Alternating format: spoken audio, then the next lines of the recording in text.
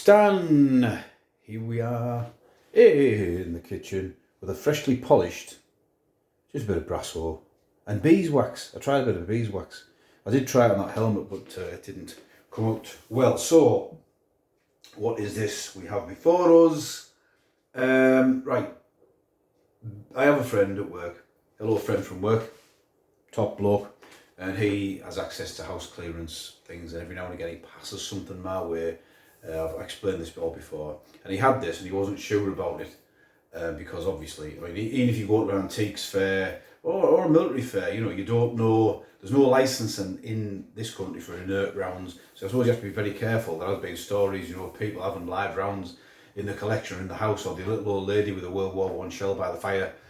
You've heard the tales like that before. So he wasn't sure about it, and he asked me my opinion. I took some photographs and I sent them out to various people. Now I have cleaned it up, and that might go against what some people think is the right or wrong thing to do, but he'd already had a scrub at it because he wanted to see if there's any marks on it. No marks on it. Well, what I did was took some photographs and sent them out to the guys who I consider more knowledgeable than myself.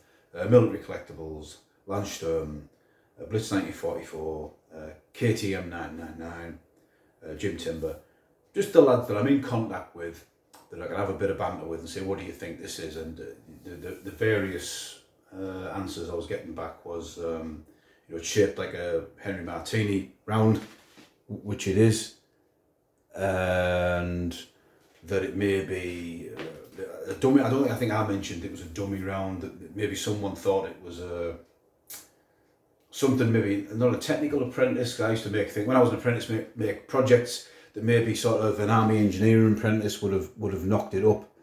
I can't remember the other explanation, or someone thought it might be something a bit rude. Thank you very much for that. But all the guys had an opinion on it.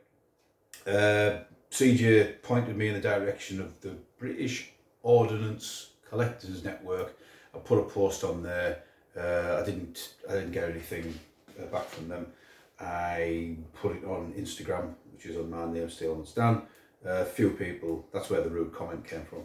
It was only a joke. But in the end, KTM 999, who a guy I've traded with, said that in his opinion, and this is the one I'm going to go with, that it's a sort of Armourers Guage. A couple of lads did say, I think Military Collectibles Landstrom did say that it probably be something an armourer would use. Again, feel free, I might not be right, and all the other suggestions might be wrong. This is the one I'm going with. But this is some sort of armourer's tool that's been made to go in the breech of a weapon, not as a dummy round, but as in, the impression I get, reading between the lines, or the explanation, that it will go in the breech, the mechanism, make sure everything's clicking together, and you haven't got a live round in there. It's a sort of like a gauge, like an armourer's gauge, if that makes sense. I could be wrong, as I'm not getting any more 100% definite proof from other sources. This is what I'm going for.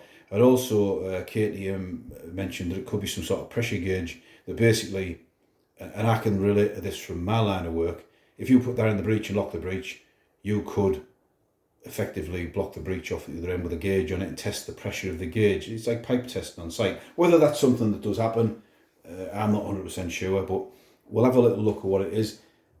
Obviously, I was concerned that it might not be, you know, it could still be something that's live, but what we'll do, we'll have a look. It is very heavy. Look on the bottom and hold that up to the camera. Now you can see there, even for someone who's never been in the military like me, that there is not a percussion cap. That is not anything that's going to be stricken, hit to set off anything live. That is merely a circle that's been milled, lathed, tooled into the bottom, as is that groove there. I mean, you can, if this camera will focus on it, you can actually see. It's not gonna. Is it gonna focus? Like, yeah, you can see there that it is one piece of metal. You can see the tooling marks going all the way across.